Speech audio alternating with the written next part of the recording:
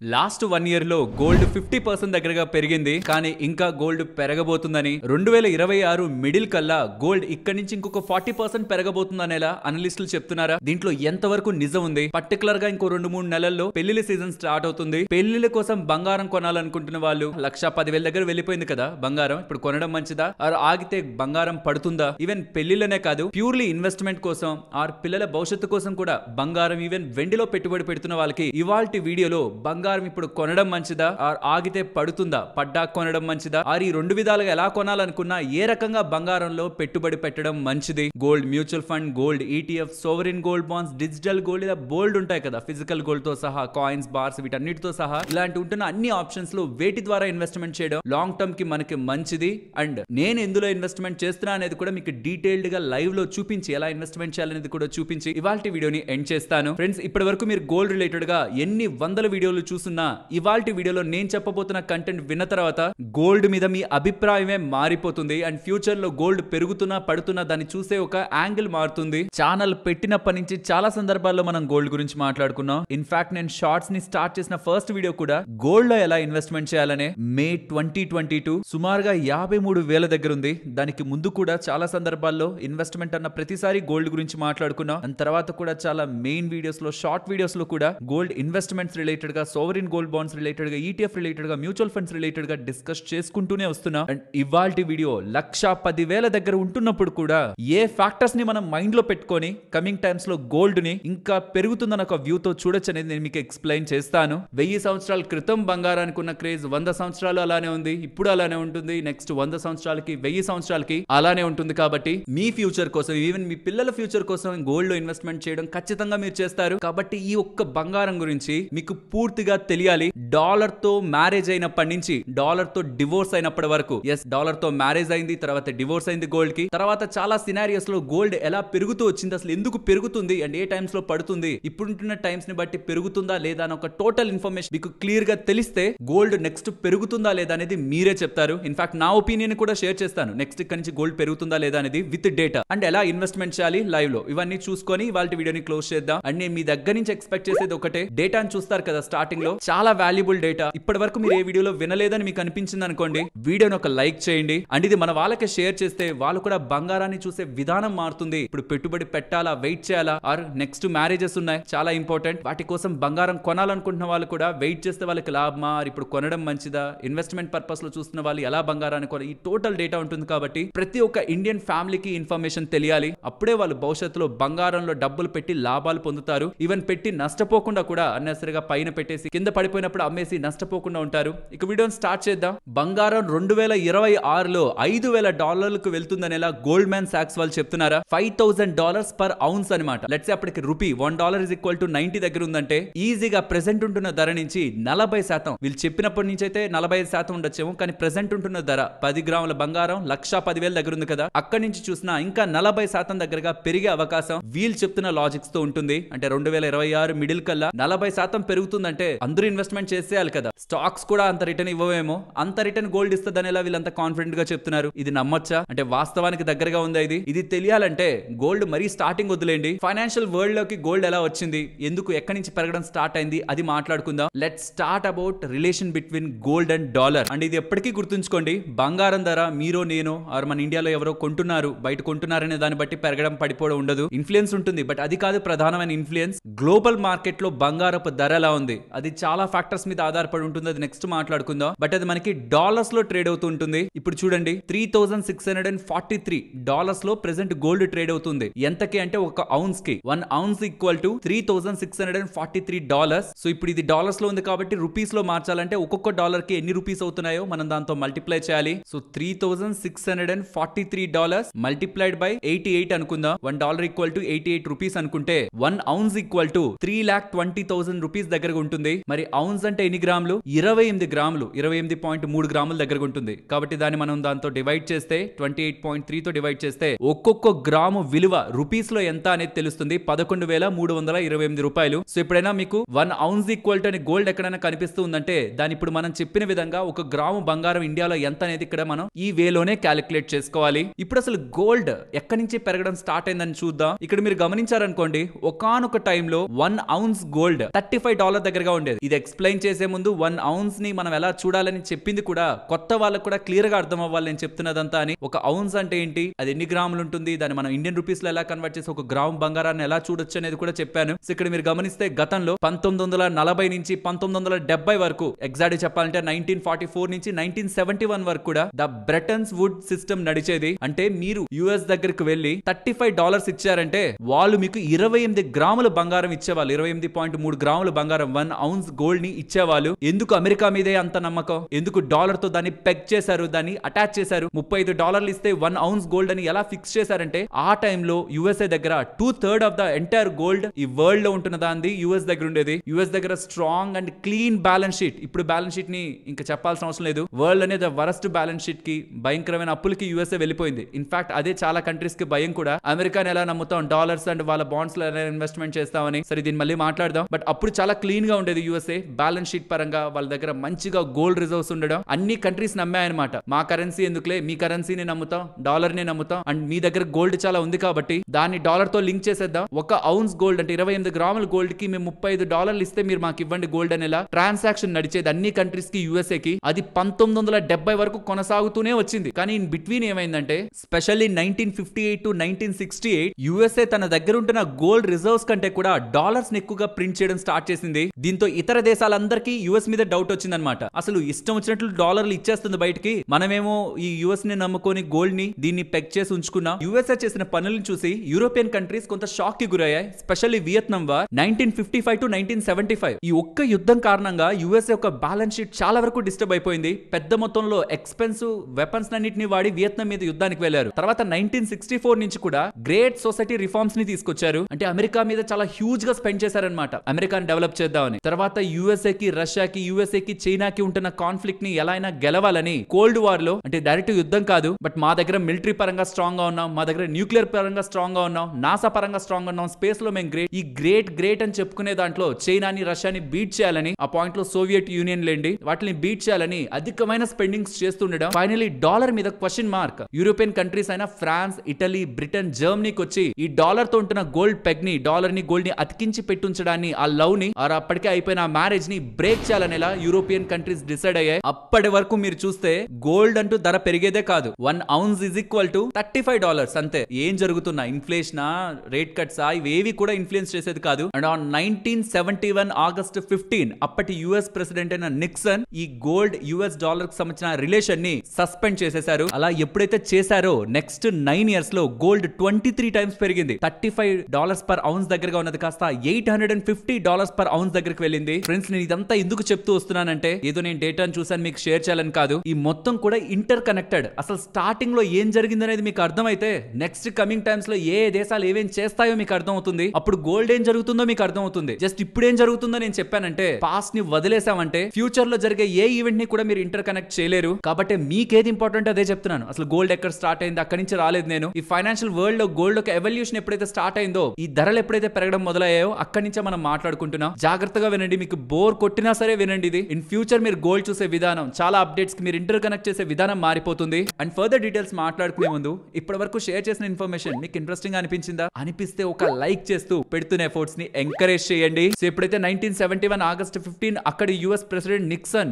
Dollar ని, gold ని peg చేసి ఉంచడం, అటాచ్ చేసి ఉండడం సరికాదని చెప్పి దాన్ని బ్రేక్ చేశారో, అప్పటి వరకు యాంకర్ అయిన ప్రైస్, గోల్డ్ ప్రైస్ సడన్ గా ఫ్రీ ట్రేడ్ కి వదిలేయడం, డిమాండ్ అండ్ సప్లై ని బట్టి మూవ్ అయిపోతుంది కదా. ఫస్ట్ 4 ఇయర్స్ లో 450% దగ్గరగా పెరిగింది ఫ్రమ్ 1970 టు 1974. తర్వాత 2 ఇయర్స్ 1974 నుంచి 1976 వరకు ఆ 2 ఇయర్స్ కొంత పడినట్లు పడింది గోల్డ్. బట్ మళ్ళీ అక్కడి నుంచి 650% పెరిగింది. In the next 3 to 4 years అంటే 1976 నుంచి 1980 వరకు ఆ 4 ఇయర్స్ లో 600% దగ్గరగా పెరిగింది. ఇది ఎప్పుడు ఎండ్ అయింది? గోల్డ్ యుఎస్ రిలేటెడ్ గా ఉన్న, డాలర్ రిలేటెడ్ గా ఉన్న పెగ్ ఆ రిలేషన్ ఎప్పుడు ఎండ్ అయింది? మ్యారేజ్ ఎప్పుడు బ్రేక్ అయింది వాళ్ళ మధ్యలో? 1971 ఆగస్ట్ 15 కదా. అక్కడి నుంచి 1980 వరకు ఆ 10 ఇయర్స్ లో 2 ఇయర్స్ స్పాన్ లో ఇలా కొంతవరకు మనకు పడింది గోల్డ్. బట్ దెన్ ఆ 2 ఇయర్స్ ని కలిపి చూసినా సరే ఆ 10 years or 9 years time period లో గోల్డ్ పెరిగింది అక్షరాల 23 రెట్లు. $35 నుంచి $800, ఈవెన్ నాట్ ఈవెన్ 800. జనవరి 1980 లో అది $850 కూడా వెళ్ళింది. అంటే 23-24 రెట్లు దగ్గరగా షార్ట్ పీరియడ్ లో గోల్డ్ పెరిగింది కదా. ఫేజ్ 1 అండ్ ఫేజ్ 2 ఇలా 2 ఫేజుల్లో కూడా మనకి గోల్డ్ ఒక 2 ఇయర్స్ గ్యాప్ తీసుకొని స్ట్రాంగ్ గా పెరిగిందా? దీని బ్యాక్ ఉంటున్న కారణాలు మనకు అర్థం కావాలి. ఎప్పటి నుంచో అణచిపెట్టబడిన ప్రైస్ ఒక్కసారి ఓపెన్ ఓపెన్ మార్కెట్ వదిలేసరికి అదొక రీజన్. అది మోస్ట్లీ ఫేజ్ 1 లో ప్లే అయింది. తర్వాత కొంత పడినట్లు పడి గోల్డ్ మళ్ళీ పెరిగింది కదా, 2 ఇయర్స్ గ్యాప్ తీసుకొని మళ్ళీ పెరిగింది కదా. అది పెరగడానికి మాత్రం యూఎస్ ఆ టైంలో హ్యూజ్ క్రైసిస్ ఇన్ఫ్లేషన్ రిలేటెడ్ గా ఫేస్ చేసింది. Iranian revolution, oil shock crisis, పెద్ద మొత్తంలో క్రూడ్ ఆయిల్ ధరలు పెరిగిపోవడం, దాంతో ఇన్ఫ్లేషన్ పెరిగిపోవడం, డాలర్ ఒక విలువ పడిపోవడం, వేరే దేశాలన్నీ కూడా డాలర్ ని క్వశ్చన్ చేసే ఒక స్టేజ్ కు వస్తుండడం. 1980 వరకు కూడా గోల్డ్ ఒక ధరలు చాలా స్ట్రాంగ్ గా పెరిగాయి. మరి ఎందుకు ఆగాయి 1980లో? 1980 జనవరిలో $850 కు వెళ్ళిన గోల్డ్ తర్వాత 28 సంవత్సరాల వరకు ఎందుకు దాన్ని బ్రేక్ చేయలేకపోయిందంటే, థ్యాంక్స్ టు ఆ పాయింట్ లో ఉన్న fed chairman Walker interest rates ని భారీగా పెంచేశారు అమెరికాలో ఇన్ఫ్లేషన్ ని కంట్రోల్ చేయడానికి. సో అందరికీ కొంచెం నమ్మకం వచ్చింది, ఇన్ఫ్లేషన్ కంట్రోల్ అవుతుందిలే, గోల్డ్ మీద వెళ్లాల్సిన అవసరం లేదని. అక్కడ ప్రాఫిట్ బుకింగ్ స్టార్ట్ అయింది. And even European countries like UK కానీ, స్విట్జర్లాండ్ కానీ, కెనడా కానీ గోల్డ్ దారుణంగా పెరిగింది కదా, వాళ్ళ దగ్గర గోల్డ్ రిజర్వ్స్ చాలా స్ట్రాంగ్ గా ఉండేవి, వాళ్ళు అమ్మడం స్టార్ట్ చేశారు. And it's sort of a profit booking. Central banks, అక్కడ ఉన్న సెంట్రల్ బ్యాంక్స్ గోల్డ్ అమ్మడం స్టార్ట్ చేసేసరికి పెద్ద మొత్తంలో గోల్డ్ సప్లై ఓపెన్ మార్కెట్స్ లోకి వెళ్తుండడం కూడా గోల్డ్ ధరల్ని నెక్స్ట్ 28 ఇయర్స్ పాటు 1980 జనవరి పాయింట్ లో వెళ్ళిన హై $850 కదా, అది మళ్ళీ వచ్చింది 2008 లోనే. అండ్ దానికి కూడా మనం గ్లోబల్ ఫైనాన్షియల్ క్రైసిస్ 2008 లో జరిగిందా ఫైనాన్షియల్ క్రైసిస్, దానికే థ్యాంక్స్ చెప్పాలి. ఆ క్రైసిస్ కారణంగానే అప్పుడు గోల్డ్ కూడా అంత దూరం వెళ్ళింది. సరే ఫేజ్ 2 అయిపోయిందా? స్పెషల్లీ ఫేజ్ 2 ఒక ఎండింగ్ ని మీరు చూసారంటే 1980 దగ్గరగా స్ట్రాంగ్ గా పెరిగింది. తర్వాత రీజన్స్ మాట్లాడుకున్నాం కదా గోల్డ్ పడ్డానికి. అక్కడి నుంచి చాలా సంవత్సరాలు కూడా సుమారుగా 2001 వరకు కూడా గోల్డ్ పెద్దేం పెరగలేదు, భారీగా నష్టమే. ఇన్వెస్ట్మెంట్ చేసిన వాళ్ళందరూ కూడా గోల్డ్ అసహించుకున్నారు. బట్ ఫ్రమ్ 2001 నుంచి థింగ్స్ మారిపోయాయి. 2000 పాయింట్ లో .com బబుల్ క్రాష్ వచ్చిందా, అది ఇనిషియేషన్ చేసి గోల్డ్ ని పెంచడం స్టార్ట్ చేసింది. అండ్ యూఎస్ వాళ్ళు కూడా వడ్డీ రేట్లు బాగా కట్ చేస్తుండడం, ఫిజికల్ మనీ, ఫియట్ మనీ ఇష్టం వచ్చినట్టు ప్రింట్ చేసుకుంటూ వెళ్ళిపోతూ ఉండడం కూడా గోల్డ్ ధరలను అలా పెంచుతూ వెళ్ళాయి. 2004లో గోల్డ్ ETF లాంచ్ చేశారు. ఇన్వెస్ట్మెంట్ చాలా ఈజీ అయిపోయింది అండ్ ప్రజలు కూడా దాన్ని ఎక్కువ కొనడం స్టార్ట్ చేశారు ఇన్వెస్ట్మెంట్ పర్పస్ కి. అండ్ అక్కడ వచ్చింది 2008లో గ్లోబల్ ఫైనాన్షియల్ క్రైసిస్. దెబ్బతో గోల్డ్ 1980లో ఎంతైతే హై ఉందో ఆ లెవెల్స్ కి వెళ్ళిపోయింది. మళ్ళీ ఆ పాయింట్స్ లో బ్యాంక్స్ మీద ఉన్న ట్రస్ట్ అంతా కోల్పోయారు కదా, బయట ఉన్న పేపర్ కరెన్సీ మీద ఎవరు డబ్బులు పెట్టలేదు. అప్పుడు డబ్బులు మొత్తం ఫ్లో అయింది గోల్డ్ లోకే. అది అక్కడ వరకు సరే, మరి రీసెంట్ టైమ్స్ లో ఎందుకు పెరుగుతుంది? పర్టికులర్ గా అక్టోబర్ 2023 నుంచి ఇక్కడ వరకు ఇక్కడ చూడండి గోల్డ్ ఎందుకు ఇంతలా పెరిగింది, 88% దగ్గరగా పెరిగింది. అండ్ అదొక లెక్క అయితే ఇయర్ స్టార్టింగ్ నుంచి 2025 స్టార్టింగ్ నుంచి ఇప్పటి వరకు చూసినా 40% దగ్గరగా ఎందుకు గోల్డ్ పెరిగింది? రష్యా యుక్రెయిన్ యుద్ధం ఒక మేజర్ రోల్ ప్లే చేసింది అనుకోవాలి. చాలా ఫ్యాక్టర్స్ ఉన్నాయి. బట్ రష్యా ఎప్పుడైతే యుక్రెయిన్ మీదకి యుద్ధానికి వెళ్ళిందో ఆ యుద్ధాన్ని ఆపాలని యూరోప్ వాళ్ళు, యుఎస్ వాళ్ళు రష్యాకి సంబంధించిన వాళ్ళ దగ్గర ఉంటున్న అసెట్స్ మీద కంట్రోల్ చూపించడం స్టార్ట్ చేశారు. రష్యా వాళ్ళు హోల్డ్ చేస్తున్న డాలర్స్ మీద, రష్యా వాళ్ళు ఇన్వెస్ట్మెంట్ చేసిన యుఎస్ బాండ్స్ మీద అండ్ యూరోప్ కి సంబంధించిన ఫైనాన్షియల్ థింగ్స్ మీద, ఏ వాటి మీద అయితే ఈ రష్యా వాళ్ళు ఇన్వెస్ట్మెంట్ చేశారో వాటిల్ని రిస్ట్రిక్ట్ చేయడం, వాటిల్ని కొంతవరకు వాళ్ళకి రష్యా వాళ్ళకి యాక్సెస్ లేకుండా చేయడం స్టార్ట్ చేసేసరికి రెస్ట్ ఆఫ్ ద వరల్డ్ ఎలా చూసిందంటే, అంటే మనం వీళ్ళకి నచ్చంది ఏదైనా చేస్తే, యూరోప్ కి యుఎస్ కి నచ్చంది ఏదైనా చేస్తే, మనం చేసిన ఇన్వెస్ట్మెంట్స్ కూడా యుఎస్ బాండ్స్ లో చేసిన ఇన్వెస్ట్మెంట్స్ కి, యుఎస్ డాలర్స్ లో చేసిన ఇన్వెస్ట్మెంట్స్ కి వాల్యూ లేదా? అయితే ఇప్పటి వరకు మనం యుఎస్ బాండ్స్ లో ఇన్వెస్ట్ చేస్తే మనకు కావాలనుకున్నప్పుడు తీసుకోవచ్చు అనుకున్నామే, కానీ వాళ్ళకి అగైనెస్ట్ గా మనం ఏదైనా చేస్తున్నాం అంటే వాళ్ళు మనకి డబ్బులు ఇవ్వరు. మనం చేసిన ఇన్వెస్ట్మెంట్స్ రిస్క్ లోకి వెళ్తున్నట్టే. అవసరానికి మన డబ్బులు మనకి రావని తెలిసినప్పుడు ఇండియా చేసిన మొదటి పని యూకే వాళ్ళ దగ్గర, బ్యాంక్ ఆఫ్ ఇంగ్లాండ్ దగ్గర అండ్ బేసెల్ ఈ స్విట్జర్లాండ్ కి సంబంధించిన వాళ్ళ దగ్గర కూడా పెద్ద మొత్తంలో రిజర్వ్స్ ని ఇండియా ఉంచింది. కానీ ఎప్పుడైతే రష్యా యుక్రెయిన్ క్రైసిస్ ఎదురైందో, అర్థమైపోయిందో ఇండియా కూడా ఏదైనా జరిగితే ఇలానే వీళ్ళు వేషాలు వేస్తారని 2022 నుంచి 24 ఇన్ బిట్వీన్ 200 టన్స్ దగ్గరగా మన గోల్డ్, బయట ఉంటున్న గోల్డ్ ని ఇండియా తెప్పించేసింది. సో మెయిన్ రీజన్ గోల్డ్ పెరగడానికి ఏంటి? గ్లోబల్ గా కంట్రీస్ మధ్యలో ఉంటున్న ట్రస్ట్ బ్రేక్ అవ్వడం. ఇది ఎందుకు నేను ఇంత ఇంపార్టెంట్ గా చెప్తున్నానంటే, వన్స్ బ్రేక్ అయింది మళ్ళీ అంత ఈజీగా అతుక్కోదనమాట. ఒక్కసారి ఆ డిస్టర్బెన్స్ క్రియేట్ అయిందంటే గ్లోబల్ గా, పొలిటికల్ గా మళ్ళీ అది నార్మల్ అవడం చాలా కష్టం. సో ఇప్పుడు ఏదైతే సినారియో ఉందో అది ఫర్దర్ గా కంటిన్యూ అవుతుంది, ఎస్పెషల్లీ ట్రంప్ ఒక హయాంలో. దీని కారణంగా యుఎస్ డాలర్స్ నుంచి, యుఎస్ డాలర్స్ రిలేటెడ్ ఉంటున్న వాటి నుంచి, ఇన్వెస్ట్మెంట్స్ నుంచి అండ్ యుఎస్ కి సంబంధించిన బాండ్స్ నుంచి ఆర్బీఐ వాళ్ళు టైం టు టైం వాళ్ళ ఇన్వెస్ట్మెంట్స్ ని కూడా అమ్మి, రీసెంట్ టైమ్స్ లో ట్రెజరీ బాండ్స్, యుఎస్ కి సంబంధించిన సోవరెన్ బాండ్స్ ని కూడా సెల్ చేసి బంగారాన్నే కొంటూ వచ్చారు. అలా రీసెంట్ టైమ్స్ లో గోల్డ్ ని కొంటూ ఇండియా భారీ మొత్తంలో వేల కోట్లలో బంగారంలో ఇన్వెస్ట్మెంట్ చేయడం కూడా గోల్డ్ పెరగడానికి ప్రధానమైన కారణం. నాట్ జస్ట్ ఇండియా, చాలా సెంట్రల్ బ్యాంక్స్ రీసెంట్ టైమ్స్ లో హ్యూజ్ పోర్షన్స్ లో థౌసండ్స్ ఆఫ్ టన్స్ గోల్డ్ ని కొంటూ వెళ్లారు కాబట్టి బంగారం ధర పెరుగుతుంది. ఇంకా అసలు అమెరికా వాళ్ళు స్ట్రాంగ్ గా వడ్డీ రేట్లే కట్ చేయలేదు. వడ్డీ రేట్లు కట్ చేస్తే మళ్ళీ బంగారం పెరగాలి యాక్చువల్ గా. అండ్ ఇన్ఫ్లేషన్ కూడా యాక్చువల్ గా తక్కువగా ఉంది. బంగారం పెరిగేదానికి కూడా కంఫర్ట్ ఏం లేదు గ్లోబల్ గా. But only geopolitical factors, A country ఇంకో కంట్రీ నమ్మలేకపోతూ ఉండడం, సెంట్రల్ బ్యాంక్స్ యుఎస్ కి సంబంధించిన డాలర్స్ ని, వాళ్ళ బాండ్స్ ని పెట్టుకొని అవసరమైనప్పుడు అది మనకి పనికొస్తాయని ఒక ట్రస్ట్ లేకపోతుండడం, స్లోలీ గోల్డ్ లోకి అయితే షిఫ్ట్ అవుతున్నారు. ఇది మేజర్ రీజన్ అని మీకు అర్థం కావాలి.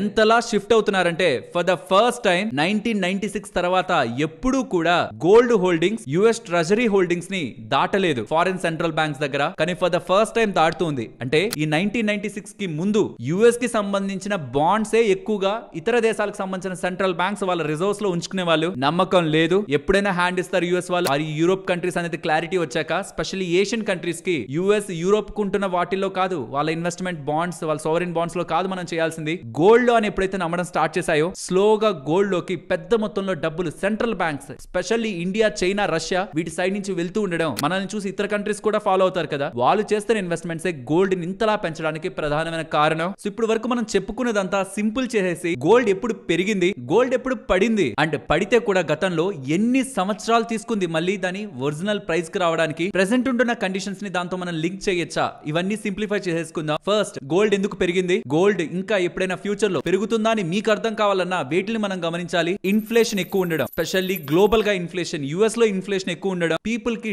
డబ్బులు రిలేటెడ్ గా బయట ఉంటున్న పేపర్ కరెన్సీ రిలేటెడ్ గా వాల్యూ పోతుందన్న ఒక భయంతో మనీ ఎక్కువగా గోల్డ్ లోకి వెళ్తుంది. సో ఇన్ఫ్లేషన్ ఎక్కువ ఉండడం, గోల్డ్ పెరుగుతుంది. అండ్ డాలర్ ఒక వాల్యూ పడిపోతుంది అనుకోండి, డాలర్ ఇండెక్స్ అని నేను ప్రతి వీడియోలో మాట్లాడుతుంటాను, దాని ఒక వాల్యూ పడిపోతుంది అనుకోండి, అప్పుడు గోల్డ్ పెరుగుతుంది. ఇన్ఫాక్ట్ 2000 ఆ పాయింట్ లో 2000 నుంచి 2011 ఇన్ బిట్వీన్ .com బబుల్ దగ్గర నుంచి ఈ గ్లోబల్ ఫైనాన్షియల్ క్రైసిస్, ఈ రెండు గోల్డ్ పెరగడానికి ప్రధానమైన కారణాలు. ఆ పాయింట్ లో డాలర్ కూడా వీక్ అవుతూ ఉండడం, డాలర్ రిలేటెడ్ గా వాల్యూ తగ్గిపోతుండడం కూడా గోల్డ్ ప్రైస్లని పెంచింది. అండ్ ఈ 2023 అక్టోబర్ నుంచి 2025 వరకు పెరగడానికి కారణాలు ఏమని చెప్పాను మీకు. గ్లోబల్ గా ఉంటున్న geo political tensions, Russia Ukraine war తర్వాత అన్ని కంట్రీస్ దీన్ని అబ్జర్వ్ చేశాయి. యుఎస్ కానీ యూరోప్ కానీ ఏం చేస్తుంది, మన నిలవల్ని వాళ్ళ డాలర్లోనో లేకపోతే వాళ్ళ బాండ్స్ లోనో ఉంచుకుంటే వాళ్ళు మనకి ఎటువంటి అన్యాయం చేయడానికి స్కోప్ ఉంది, అవసరానికి ఎలా కట్టడి చేయడానికి స్కోప్ ఉంటుందని తెలుసుకున్న సెంట్రల్ బ్యాంక్ 2023 నుంచి 2025 వరకు కూడా గోల్డ్ రిజర్వ్స్ ని అమాంతం పెంచుకుంటూ ఉన్నాయి. ఇది ఎంత వరకు కంటిన్యూ అవుతుందో ఎవరికి తెలియదు. ఈ గోల్డ్ కొనడం ఎక్కడి వరకు వెళ్తుందో ఎవరికి తెలియదు. కానీ అది ఆగనంత వరకు గోల్డ్ ఆగే సమస్య కూడా లేదు. అది ఎప్పుడు ఆగుతుంది, యుఎస్ రిలేటెడ్ ఉంటున్న president Trump stable government run చేస్తున్నాడు, సడన్ గా వేరొక కంట్రీ మీద పడట్లేదు అనే ఒక క్లారిటీ వచ్చినంత వరకు. కానీ అది వస్తుందని అయితే నేను ఎక్స్పెక్ట్ చేయట్లేదు. సో సెంట్రల్ బ్యాంక్స్ ఒక బయింగ్ తో కూడా గోల్డ్ స్ట్రాంగ్ గా పెరుగుతుంది. And geo political crisis, wars కానీ, అన్సర్టనిటీ కానీ, లైక్ రష్యా యుక్రెయిన్ వారే అనుకోండి, 2022 లో స్టార్ట్ అయినప్పుడు గోల్డ్ ప్రైసెస్ పెరిగాయి. 2008 ఫైనాన్షియల్ క్రైసిస్ అప్పుడు, 2000 అప్పుడు ఉంటున్న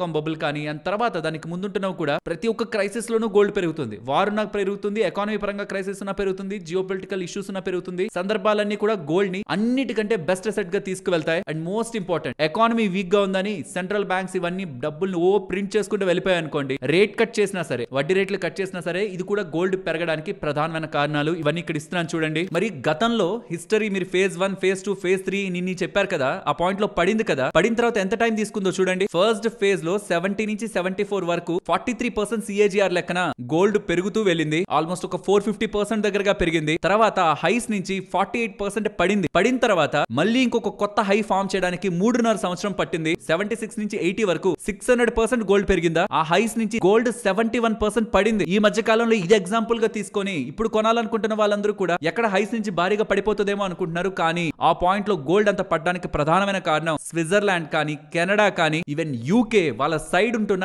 గోల్డ్ రిజర్వ్స్ ని ప్రాఫిట్ బుకింగ్ చేసుకునే ప్రయత్నంలో పడింది. అన్లెస్ ఇప్పుడు సెంట్రల్ బ్యాంక్స్ అన్ని ఆ ప్రాఫిట్ బుకింగ్ మోడ్ లో వెళ్తే తప్పించి వెళ్ళి ఏం చేయాలి, ఆ డబ్బులతో యుఎస్ బాండ్స్ కొనాలా లేకపోతే డాలర్స్ కొనాలా. ఇప్పుడు అది కొనే స్కోప్ కంట్రీస్ కుంటుందా, నమ్మకం యుఎస్ మీదకి వెళ్తుందంటే నో డౌట్ అసలు గోల్డ్ ఈ ప్రైస్ లో సస్టైన్ అవ్వదు. కానీ సిచ్యువేషన్స్ అన్ని అన్సర్టైన్ గా ఉన్నాయి. సెంట్రల్ బ్యాంక్స్ యుఎస్ ని నమ్మే పరిస్థితుల్లో లేవు. ఇతర దేశాలకు సంబంధించి స్పెషల్లీ ఇండియాకి, చైనాకి, రష్యాకి యుఎస్ మీద నమ్మకం లేదు. కాబట్టి ఈ సెంట్రల్ బ్యాంక్స్ అన్న ఇప్పుడు వరకు ఉంటున్న దానికంటే ఇంకా ఫర్దర్ గా గోల్డ్ కొనడాన్ని పెంచాయంటే మాత్రం, ఆర్ కంటిన్యూ చేస్తున్నాయన్నా మాత్రం, గోల్డ్ పెద్ద మొత్తంలో కరెక్ట్ అవడం అనేది ఇంచుమించు ఒక డ్రీమ్ అయిపోతుంది నెక్స్ట్ 5-6 ఇయర్స్. అండ్ 2001 నుంచి 2011 వరకు గోల్డ్ పెరిగిన ఈ సైకిల్ ఉంది కదా, అప్పుడు కూడా పీక్ నుంచి 45% గోల్డ్ పడింది. 4 సంవత్సరాల టైం పీరియడ్ లో పడింది. మళ్ళీ ఇంకొక హై చూడడానికి 9 ఇయర్స్ పట్టింది. అండ్ ఇప్పుడు ఏదైతే గోల్డ్ పెరుగుతూ ఉందో ఎంటైర్ హిస్టరీలో థర్డ్ బెస్ట్ ఇయర్ అనమాట. 24 రెట్ల దగ్గరగా పెరిగిపోయింది కదా 8-9 సంవత్సరాల్లో గోల్డ్. అప్పట్లో కూడా ఇలాంటి ఇయర్ ఇప్పుడు ఏదైతే గోల్డ్ రిలేటెడ్ గా రన్ అవుతుందో అలాంటి ఇయర్ అక్కడ వచ్చింది 2 సార్లు మాత్రమే ఎంటైర్ హిస్టరీలో. ఇది 3వ సంవత్సరం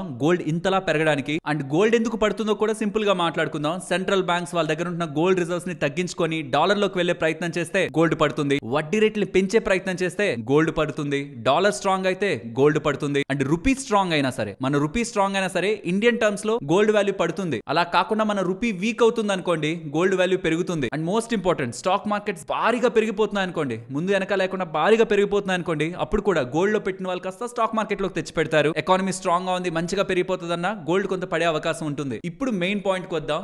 నేను ఇక్కడి నుంచి గోల్డ్ పెరుగుతుంది అనుకుంటున్నానా, పడుతుంది అనుకుంటున్నానా అంటే, నాకు గోల్డ్ పడిపోతుంది అన్న దానికి ఒక కన్ఫర్మేషన్ గా రీసెంట్ టైమ్స్ లో డెవలప్ డెవలప్ అవుతున్న ఏ ఈవెంట్స్ కూడా సపోర్ట్ చేయట్లేదు. ట్రంప్ ఒక వైఖరి ఇతర కంట్రీస్ రిలేటెడ్ గా వర్స్ట్ గా ఉంది కాబట్టి ఇదే మెయింటైన్ అవుతుందని ఒక అజంప్షన్ తో, తన టర్మ్ అంతా ఇది ఉంటుందనే ఒక అజంప్షన్ తో మనం ముందుకు వెళ్తే గోల్డ్ ఏమాత్రం కొంత పడ్డా సెంట్రల్ బ్యాంక్స్ మళ్ళీ కొని దాన్ని స్టెబిలైజ్ చేసే అవకాశం ఉంది. అండ్ గుర్తుంచుకోండి, గోల్డ్ 50,000 వచ్చినప్పుడు, 80,000 వచ్చినప్పుడు, ₹1,00,000 వచ్చినప్పుడు ప్రతి దగ్గర గోల్డ్ పడతదనుకున్న వాళ్ళు చాలా మందే ఉంటారు. ఇన్ఫాక్ట్ గోల్డ్ కొంతగా పడుతుంటది కూడా, 5%, 7%, 8% అట్లా పడుతుంటది కూడా, మళ్ళీ పెరుగుతూ ఉంటది. సో ఒకవేళ మీరు లాంగ్ టర్మ్ ఇన్వెస్ట్మెంట్ కోసం చూస్తున్నట్లయితే గోల్డ్ అండ్ అలాగే సిల్వర్ రిలేటెడ్ గా కూడా ఇన్వెస్ట్మెంట్ కి పట్టాక పెట్టుకుందాం అనే దాంట్లో వెళ్ళదు. Because we're not the experts. Overnight లో రేపేం జరుగుతుంది, ఎల్లుండి ఏం జరుగుతుందని నాకు తెలీదు, మీకు కూడా తెలీదు. బట్ ఒకటి తెలుసు, బంగారానికి ఉంటున్న విలువ తగ్గదని. కాబట్టి మనకి ఏం తెలియదనే ఒక అజంప్షన్ తో నేను లాంగ్ టర్మ్ లో నా పిల్లల కోసం, నెక్స్ట్ వాళ్ళ 10-20 సంవత్సరాల భవిష్యత్తు కోసం డబ్బులు పెడతాను అనుకుంటే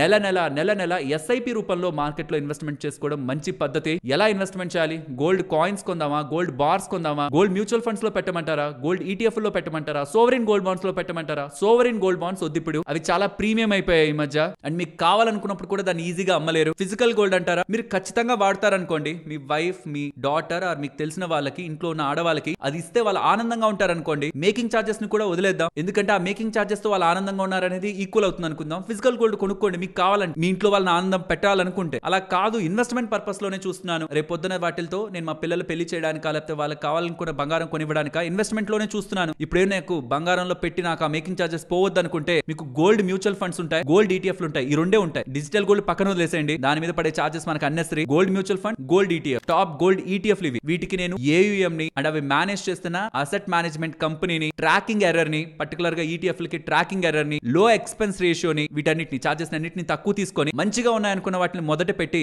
తర్వాత నేను అరేంజ్ చేసిన ఆర్డర్ ఇది. గోల్డ్ రిలేటెడ్ గా, ఈవెన్ సిల్వర్ రిలేటెడ్ గా కూడా ఉంటున్న మ్యూచువల్ ఫండ్స్, ఈటీఎఫ్ లో ఒక లిస్ట్ మీకు ఇక్కడ ఇచ్చేస్తున్నాను. నెల ఈవెన్ ₹10 కూడా మీరు గోల్డ్ ఇన్వెస్ట్మెంట్ చేసుకోవచ్చు. 10, 100 మీకు నచ్చినంత కూడా ఇన్వెస్ట్మెంట్ చేసుకోవచ్చు. ఏవేవో కొనడానికి మనం ఆలోచించాం కదా, బంగారం వెండి కొనడానికి ఎందుకు ఆలోచించాలి? నెల కొంత మొత్తం స్టాక్ మార్కెట్ లో ఎలా పెడుతున్నారు, బంగారం వెండిలో కూడా అలా పెట్టుకుంటూ రండి. పోర్ట్ఫోలియోకి స్టెబిలిటీ ఇస్తుంది. అండ్ పర్సనలీ నాకైతే ఈక్విటీ మార్కెట్స్ రిలేటెడ్ గా ఎక్కువ బయాస్డ్ వ్యూ ఉంటుంది కాబట్టి majority 70-80% of my investments equity market and market పడితే కొందాం అనుకునే డెట్ ఇన్స్ట్రుమెంట్స్ లో ఉంటది. దీంట్లో 10-20% వెళ్తే చాలనుకుంటాను నేను, మాక్స్ 20% సిల్వర్ తో ఇంక్లూడ్ చేసుకొని. మీరు కూడా పోర్ట్ఫోలియో లెవెల్లో 5-10% 20% వరకు కూడా గోల్డ్ అండ్ సిల్వర్ రిలేటెడ్ గా థింక్ చేయొచ్చు. నేను ఈటీఎఫ్ లో పెట్టడానికి అయితే ఇష్టపడతాను, ఎందుకంటే సడన్ గా బంగారం పడింది అనుకోండి వెంటనే కొనుక్కోవచ్చు. అదే మ్యూచువల్ ఫండ్స్ అయితే ఒక సర్టైన్ టైం పడుతుంది కొనాలన్నా అమ్మాలన్నా, సో అది కొంత తలనొప్పి. అండ్ ఎలా ఇన్వెస్ట్మెంట్ చేయాలి స్టాక్ మార్కెట్ గురించి ఐడియా లేని వాళ్ళకి ఈవెన్ ఎస్ఐపిని కూడా మనం ఆటోమేట్ చేసుకోవచ్చు అనమాట. ఎగ్జాంపుల్ జిరోదా ప్లాట్ఫామ్ ని చూసారనుకోండి, మీ యాప్ ఓపెన్ చేశాక ఇక్కడికి వచ్చి ఇలా మీకు కావాలనుకుంటున్న ఈటీఎఫ్ ని సర్చ్ చేసి ఇక్కడ చూపిస్తున్న విధానంలో మీరు కానీ యాక్టివేషన్ చేసుకుంటే నెల మీరు కొంత డబ్బుల్ని గోల్డ్ ఈటీఎఫ్ లో, సిల్వర్ ఈటీఎఫ్ లో ఇన్వెస్ట్మెంట్ చేసుకోవచ్చు. ఇది ఇండియాకి సంబంధించిన టాప్ నెంబర్ 1 బ్రోకర్. లేదు నాకు అసలు ఏ చార్జెస్ ఉండకూడదు, యాన్యువల్ మెయింటెనెన్స్ చార్జెస్ కూడా ఉండకూడదు అనుకుంటే ఫైర్స్ ప్లాట్ఫామ్ ఉంటుంది. వాళ్ళ దాంట్లో కూడా స్మార్ట్ ఎస్ఐపి ఫీచర్ జిరోదాలో ఉంటున్నట్టే ఉంటుంది. ఇక్కడ చూపిస్తున్న ప్రాసెస్ లో సేమ్ గా మీరు ఫాలో అయితే గోల్డ్ అలాగే సిల్వర్ ఈటీఎఫ్ లో మనం ఇన్వెస్ట్మెంట్ చేసుకోవచ్చు. అండ్ మీరు జిరోదా ఇండియాకి సంబంధించిన number 1 broker with lowest charges ఉంటున్నది ఓపెన్ చేయాలనుకుంటున్నా, ఆర్ ఓపెనింగ్ చార్జెస్ లేకుండా ఏఎంసీ లేకుండా ఉంటున్న ఫైర్స్ ని మీరు ఓపెన్ చేసుకోవాలనుకుంటున్నా, ఆ రెండింటి లింక్స్ డిస్క్రిప్షన్ కామెంట్ సెక్షన్ లో ఇస్తున్నాను. ఛానల్ నుంచి వస్తున్న కంటెంట్ వాల్యుబుల్ గా ఉందనుకుంటే డైరెక్ట్ గా వెళ్లి చేసుకునే బదులు మీరు మన ఛానల్ లింక్స్ ద్వారా వెళ్లి చేసుకున్నా మీకే డిఫరెన్స్ ఉండదు, బట్ ఛానల్ ని మీరు సపోర్ట్ చేస్తున్నట్లుంటుంది. అండ్ ఎవరైనా పెళ్లి కోసం నెక్స్ట్ 2-3 నెలల్లో పెళ్లి రాబోతుంది కదా, అంటే ఎక్కువ జరుగుతాయి కదా, నవంబర్ డిసెంబర్ ఆ పాయింట్, దానికోసం ఎవరైనా ఇప్పటి వరకు బంగారం కొనకుండా ఇప్పుడు వెయిట్ చేసి పడుతుందేమో అని వెయిట్ చేస్తున్న వాళ్ళైతే నేనైతే ఒకటే చెప్తాను, అంటే నేను ఆ పొజిషన్ లో ఉంటే పెద్ద మొత్తంలో నేను బంగారం కొనాలి, 2-3 నెలల్లో ఖచ్చితంగా కొనాలి, మరి ఇప్పుడు కొనాలా వెయిట్ చేద్దామా అని అంటే నేనైతే కొంటాను. 5% పడినా 10% పడినా నేను దాని గురించి అయితే ఆలోచించను, ఎందుకంటే నెక్స్ట్ పెరుగుతూ ఉందనుకోండి ఇంకా బాధేస్తుంది. సో ఎప్పుడు ఏం చేయాలనుకుంటే అది చేసేయండి. స్పెషల్లీ 2-3 నెలల్లో కావాలనుకున్న దానికైతే ఇంకా వెయిట్ చేయడం, పడుతుంది అనుకోవడం, గాల్లో దీపం పెట్టడం లాంటిది అది ఉండొచ్చు, ఆరిపోవచ్చు. ఆ స్ట్రెస్ తో మన హెల్త్ పోవద్దు. యాక్చువల్లీ షార్ట్ టర్మ్ లో గోల్డ్ కొనాలనుకుంటున్న వాళ్ళు ఆప్షన్స్ ద్వారా సర్టైన్ థింగ్స్ చేసి గోల్డ్ ప్రైస్ ని లాక్ చేసుకునే ప్రయత్నం కూడా చేయొచ్చు. అండ్ కొన్ని స్ట్రాటజీస్ ఉంటాయి గోల్డ్ రిలేటెడ్ గా కూడా, బట్ నాకు ఇప్పుడు ఫ్యూచర్స్ అండ్ ఆప్షన్స్ ని ఏమీ తెలియని వాళ్ళకి గోల్డ్ పరంగా ఇంట్రడ్యూస్ చేసి మళ్ళీ వాళ్ళు దాంట్లో రాంగ్ వెళ్తారేమో నాకు ఓరియంటేషన్ లో నేను వాటి గురించి మాట్లాడాలనుకోవట్లేదు. బట్ లేదు, దాని ఒక బ్యాలెన్స్డ్ వేలో చూస్తాం. ఫ్యూచర్ అండ్ ఆప్షన్స్ తో కూడా గోల్డ్ రిలేటెడ్ గా మనం ఎలా షార్ట్ టర్మ్ లో ఒకవేళ కొనాలనుకుంటుంటే దాన్ని ఎలా మనం మన అడ్వాంటేజ్ గా లాక్ చేయొచ్చు గోల్డ్ ప్రైస్ ని మనం కొనాలనుకుంటుంటే అనేది తెలుసుకోవాలనుకుంటే నా కామెంట్ సెక్షన్ లో చెప్పారంటే దాని మీద నేను ఒక డెడికేటెడ్ వీడియో చేస్తాను. హోప్ మీకు గోల్డ్ రిలేటెడ్ గా ఉంటున్న 360 డిగ్రీ అవేర్నెస్ అయితే దొరికిందని. అండ్ సిల్వర్ గురించి మాట్లాడలేదు కదా, సిల్వర్ గురించి అయితే మీరు ఈ వీడియో చూడండి. సిల్వర్ గురించి టోటల్ డీటెయిల్స్ ఆ వీడియోలో ఉంటాయి. ఇన్ఫాక్ట్ గోల్డ్ అండ్ సిల్వర్ కి కంపేర్ చేస్తే ఏది బెస్ట్ అనేది కూడా ఆ వీడియోలోనే మాట్లాడాను. రెండింటి లింక్స్ డిస్క్రిప్షన్ కామెంట్ సెక్షన్ లో ఉంటాయి. అండ్ ఛానల్ ని సపోర్ట్ చేద్దాం అనుకుంటే మీరు అండ్ మీకు తెలిసిన వాళ్ళు ఎవరైనా డీమ్యాట్ అకౌంట్ ఓపెన్ చేసుకుంటున్నప్పుడు డైరెక్ట్ గా వెళ్ళి చేసే బదులు మన ఛానల్ నుంచి ఉంటున్న కంటెంట్ వాల్యుబుల్ అనుకుంటున్నప్పుడు త్రూ ఛానల్ ద్వారా వెళ్ళడానికి ప్రయత్నించండి. సరే ఉంటాను, మరొక ఇంట్రెస్టింగ్ వీడియోతో మళ్ళీ మీ ముందుకు వస్తాను. అంతవరకు టేక్ కేర్, జై హింద్.